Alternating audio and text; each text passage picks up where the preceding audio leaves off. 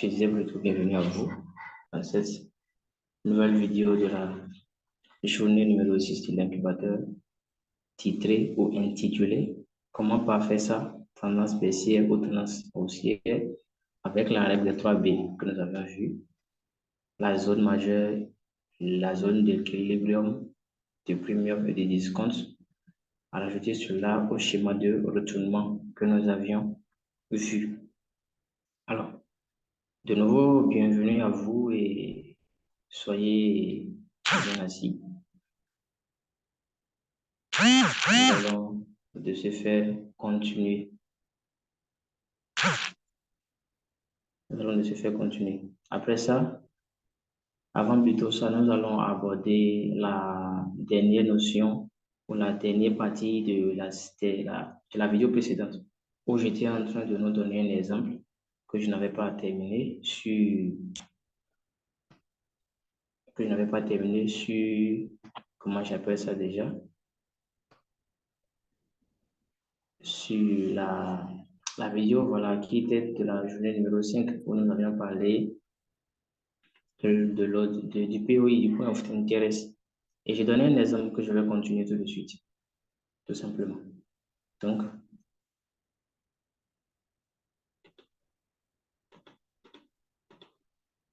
alors, voilà ce que j'étais en train de nous montrer avant que la vidéo ne se coupe en son temps. Donc, après que nous ayons fini d'établir la zone, nous avons défini la zone d'évaluage. Voilà la zone d'évaluage définie. Après cela, nous définissons le POI. Voilà la zone de POI qui a été définie. Et qu'est-ce qu'on fait? Une fois que cette portion-là a été définie, nous attendons, voilà. Et nous attendons maintenant le retour du graphique sur notre zone d'attaque parce que c'est elle qui constitue maintenant notre zone d'attaque. Et n'oublions pas, c'est le schéma de retournement. C'est le retournement à la hausse. Donc, on attend que le graphique retourne toucher notre zone avant que nous effectuions notre achat. C'est pourquoi je l'ai dit, lorsque un graphique essaie de changer de tendance, il est très primordial et très capital pour vous d'attendre et de patienter. De patienter surtout que le graphique revienne, vous voyez, que le graphique revienne dans sa zone, ou je dirais que le graphique revienne dans votre zone d'attaque. C'est-à-dire, vous prenez le temps de patienter, de laisser le graphique configurer quelque chose de concret. Et vous le saviez, vous aurez certainement constaté que sur les retournements, souvent, les différentes notions que vous avez apprises, c'est-à-dire top, épaule, tête, épaule, ne se font pas toujours remarquer sur les zones de retournement. Donc, il y a d'autres configurations comme ces schémas de retournement que nous avions appris au niveau de la journée numéro 4. Et c'est un schéma qui se fait remarquer presque partout. Presque partout. Certainement, vous avez déjà fait la remarque. Alors, ici, qu'est-ce que vous allez donc faire? Vous allez attendre que le graphique se retourne comme ceci. Et l'intersection entre votre zone de balance et le POI constitue votre entrée. Donc, vous faites votre entrée d'achat comme ceci. Vous targetez la zone le plus haut précédent. Ça devient votre TP, votre dernier TP. Sinon, les prochains TP sont ici. Le premier TP est là. En tout premier, c'est lui le premier TP ici. C'est cette zone-là qui constitue votre premier TP. Alors, après ça, vous mettez vos entrées ici. Ça, c'est votre zone d'entrée. Vous définissez votre stop loss tout simplement légèrement en bas, en dessous du PO. Le TP est là. Et vous aurez enregistré un écart de 310 pips. 310 pips de gain.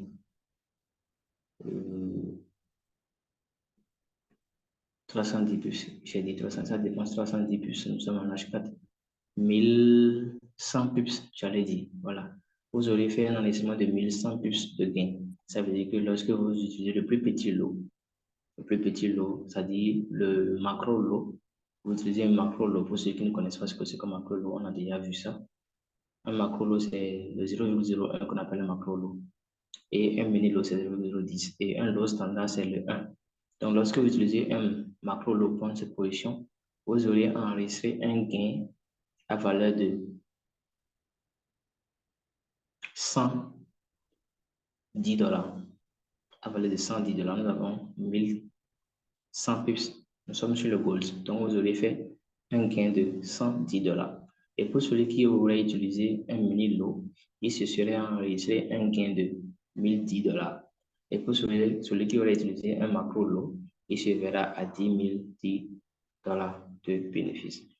Donc, voilà la dernière partie de la vidéo précédente qui nous a parlé du point of interest. Maintenant, nous pouvions commencer dans le vif du sujet de la journée numéro 6 qui nous parle de comment faire sa tendance haussière et sa tendance baissière. Et pour commencer, la première des choses, c'est de définir son billet. La première des choses, c'est de définir son billet, vous le saviez. Donc, je définis mon billet, je suis en H4, ça veut dire que j'ai un billet baissier ici. Donc, du coup, je prends cette zone-là comme mon billet. Ça, c'est mon billet ici. Je prends donc cette séquence-là comme ma zone d'attaque. Je l'ai identifié. J'ai mon plus haut qui est là. J'ai mon plus haut ici.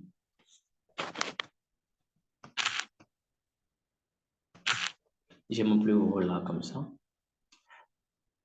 Et j'ai mon plus bas comme ceci.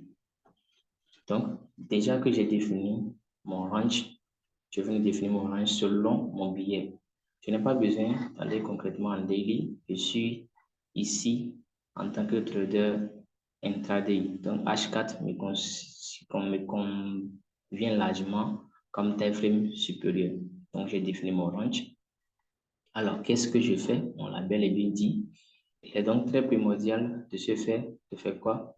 D'enregistrer, de définir plutôt la zone discount et la zone premium. Vous voyez, il est très primordial de définir la zone discount et la zone premium. Je suis en tendance baissière. J'ai vu ma tendance baissière ici. Et j'ai, de la précédente vidéo, j'ai un changement de nature qui s'est fait déjà remarquer ici. On suit correctement. J'ai un changement de caractère qui s'est fait remarquer ici. Donc, du coup, je suis dans une nouvelle tendance haussière ici.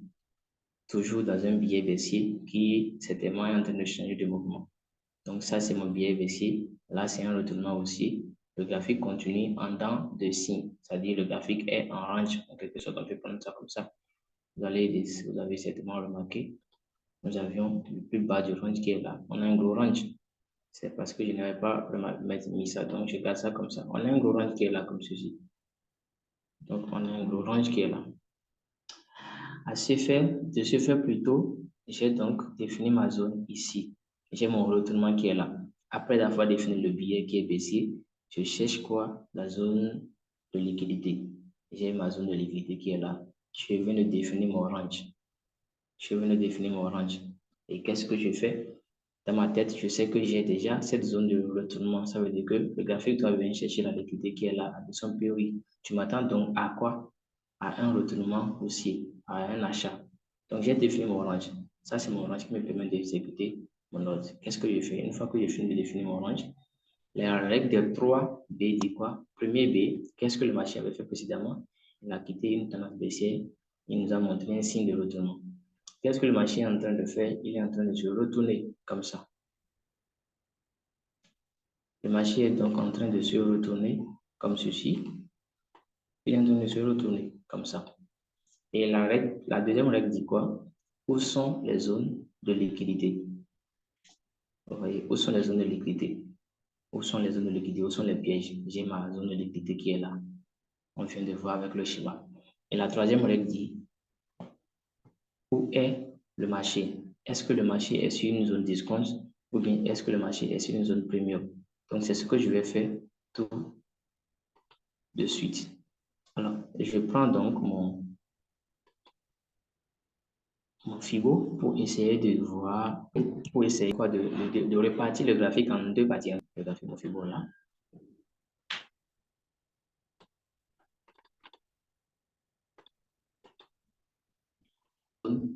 D'équilibre. Ça, d'ici, de là à là, j'ai ma zone discount, ma zone premium plutôt, et de là à là, j'ai ma zone discount. Donc, ici, c'est ma zone majeure. Ici, c'est ma zone mineure. On doit suivre, on doit garder cela à l'esprit. C'est important. Je vais écrire premium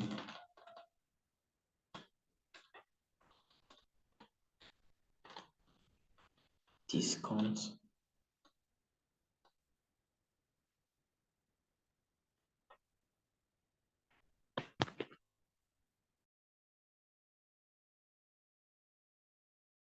Donc, discount. Et le milieu, c'est notre équilibre. Équilibrium. Donc, je vais marquer cela. Équilibrium. Je prends la couleur noire. Ça, c'est notre équilibrium qui est là.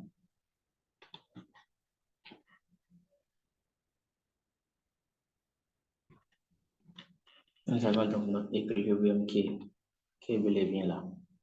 Donc, j'ai ma première zone discount équilibrium. Tout est déjà défini. Maintenant, qu'est-ce que je fais?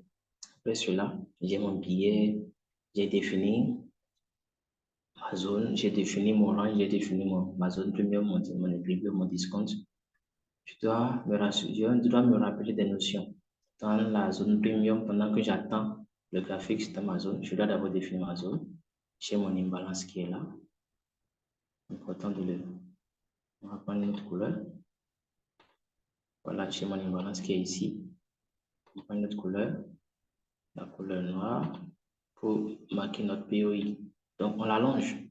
J'allonge donc, dans ma tête, je sais où se place ma zone. Alors, pour continuer, ça c'est une prise de tendance haussière. Ça c'est une prise de tendance haussière. Je vais l'écrire à côté. Prise de tendance haussière. De tendance haussière. La prise de tendance haussière se finalise toujours dans la zone discount et la prise de tendance haussière, baissière plutôt, se finalise toujours dans la zone premium. C'est très important. Vous ne pouvez pas vous permettre d'exécuter un achat alors que le graphique est dans une zone premium.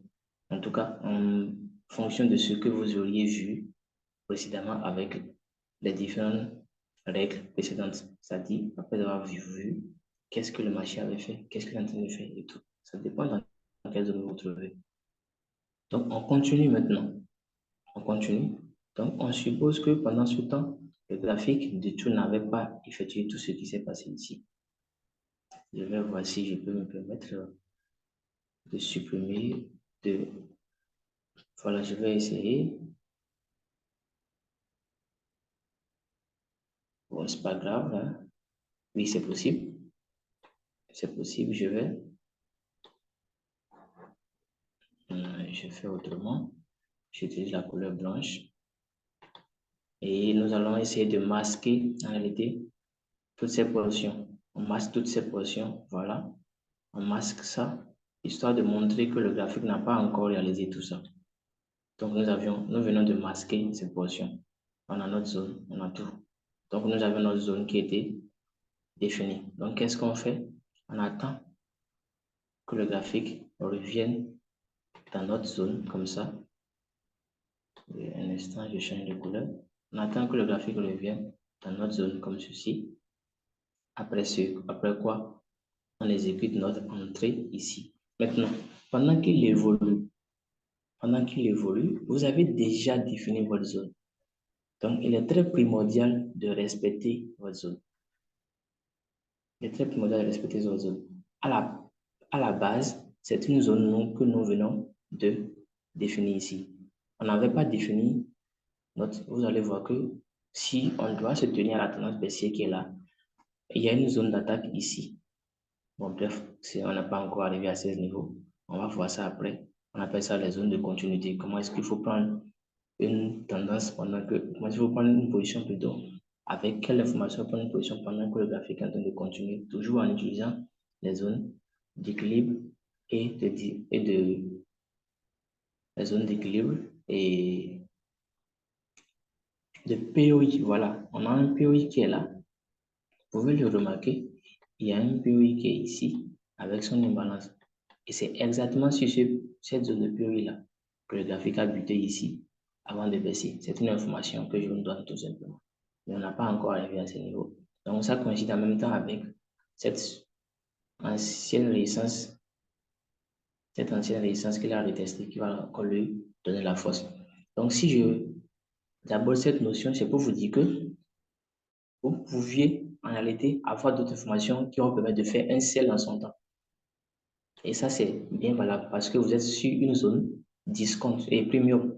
Sur une zone premium, c'est plus primordial et très conseillé, comme je l'ai dit, pour une tendance baissière, il est important de faire son entrée dans une zone premium et pour une tendance haussière, il est important de faire son entrée dans une zone discount.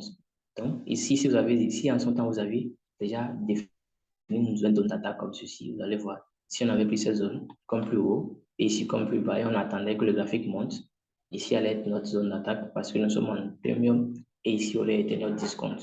On va certainement utiliser ça comme le second exemple pour la baisse. Donc on continue de suivre et on est ici. Donc on attend, on oublie la baisse, on attend, c'est pas ça qui nous intéresse. C'est l'achat, c'est notre zone d'attaque. On attend donc que le graphique vienne sur cette zone. Alors, une fois que le graphique est arrivé sur cette zone, j'exécute ma position ici. Je mets mon stop loss là.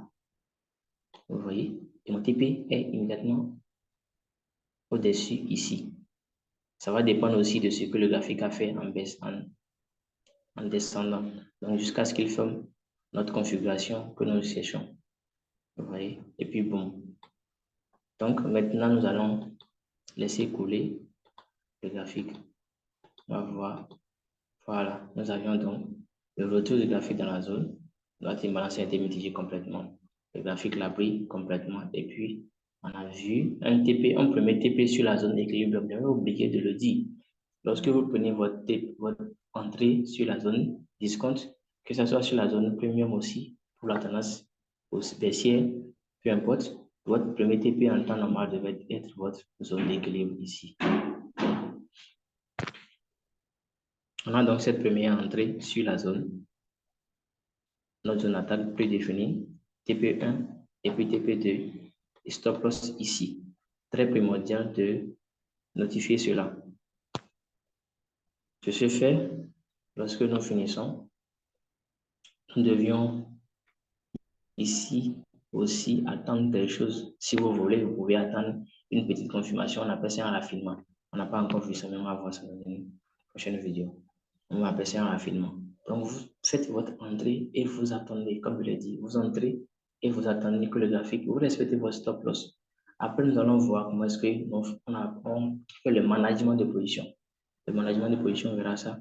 Et après, nous allons voir ce qu'on appelle aussi la définition de son lot de prise de position.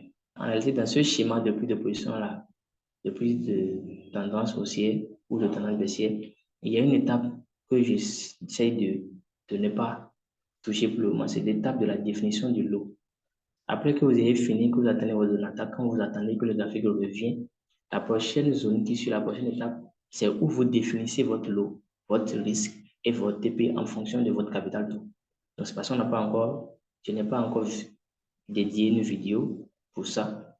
Et c'est dans les prochaines vidéos à venir, nous allons parler de cela. Donc, on vient de voir maintenant comment utiliser l'ensemble des règles de 3D, équilibrium, discount qu'on a vu pour notre prise de position. Vous comprenez un peu? C'est très capital.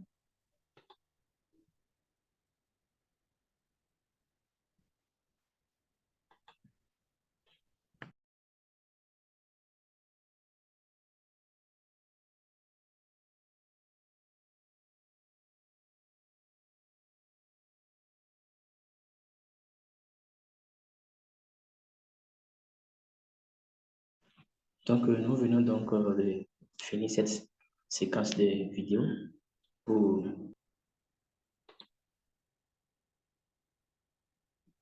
la séquence baissière dans les mêmes exemples. Donc, on a toujours on voit que, comme je l'ai dit, nous sommes en zone de range. Donc, le plus haut et le plus bas, on les maintient. Et on fait pareil pour les différentes zones.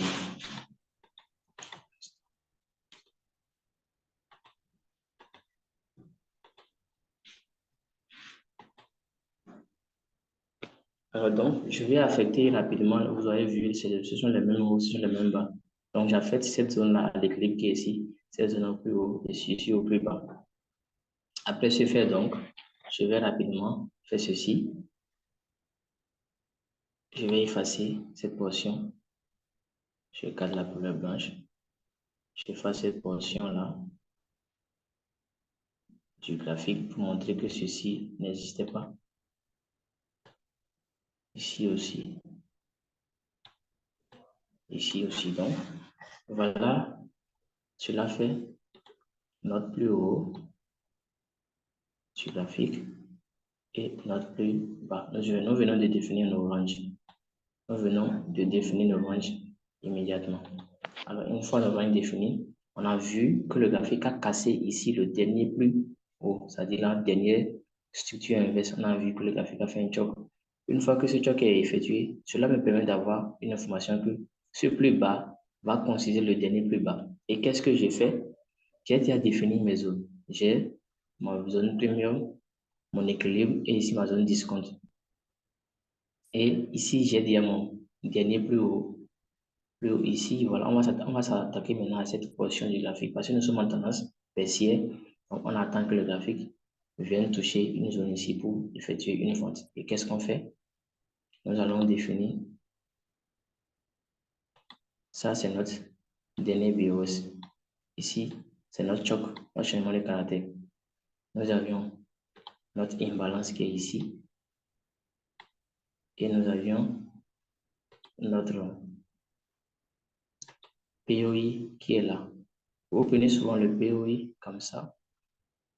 Alors, notre POI est là, comme ceci. Et je profite pour vous dire quelque chose. On vient de prendre notre POI, mais on voit qu'il y a cette bougie-là, dont sa mèche est au-dessus. Donc, cette mèche-là, vous la considérez lorsque vous voulez définir votre stop loss. Ça veut dire que quand vous allez vouloir définir votre stop loss doit être au-dessus des différentes mèches qui sont ici. Pour ne pas dire ici. Votre stop loss doit être ici, en quelque sorte comme ça. Donc, une fois que vous avez défini votre zone, vous attendez le retour du graphique. Dans cette zone est dans une zone premium. Vous avez déjà vu, vous avez déjà défini tout ça. Le graphique a déjà fait son plus haut, son plus bas. Il est ici actuellement. Il est là, le graphique. Il a fait ça. Il est là, donc il est en train de se retourner. Donc, on appuie ici et ici. Donc, on attend que le graphique vienne dans notre zone de l'imbalance et de POI pour qu'il maintenant baisse, qu'il continue sa tendance baissière. Et cette baisse-là doit être prise dans une zone premium. Pendant qu'il est dans une zone d'équilibre, on s'en fout de ce qui est ici. Les impressions que je vais donner ici, c'est pour nous expliquer la prise de cette position-là. Vous voyez? Donc, j'attends que le graphique revienne toucher la zone, mais ça doit être dans la zone premium. Donc, il est important de définir son range et de prendre l'équilibre et de voir maintenant où est-ce que le graphique est et où est-ce que ma zone aussi est. C'est important. Après, on va parler des différentes zones d'imbalance et de POI qui se situent au cours d'une tendance. Comment est-ce qu'on les utilise et tout. Certainement que vous posez cette question. Vous voyez, il y a encore une zone ici. Maintenant, dans votre prise ici, dans notre prise ici plutôt, qu'on va faire la vente ici, notre premier TP doit être plutôt notre zone d'équilibre. Premier TP ici et deuxième TP là. Stop loss au-dessus. L'entrée en position doit se faire ici. Maintenant, je pense que je peux utiliser la gomme pour essayer de faire partie. Voilà. Voilà. Donc, vous voyez, nous avions de ce fait le graphique qui nous a montré concrètement notre prise d'entrée ici, notre stop loss là, notre TP1 ici et notre TP2 exactement là. Donc, pour celui qui utilise concrètement cette stratégie, il aurait fait ici, vous voyez, il aurait fait achat ici, il aurait fait plutôt vente ici et définir encore une nouvelle zone ici et fait encore achat ici. Donc, il fait vente là, il allait faire vente ici, il fait encore achat, une sorte d'aller-retour. Il allait faire quoi? Plus 100, plus 1100 plus à la baisse, plus 1100 plus à la hausse. C'est très important. Donc, merci pour suite de cette vidéo, où je dirai pour l'attention que vous avez accordée à la suite de cette vidéo. Et on va se dire à la prochaine.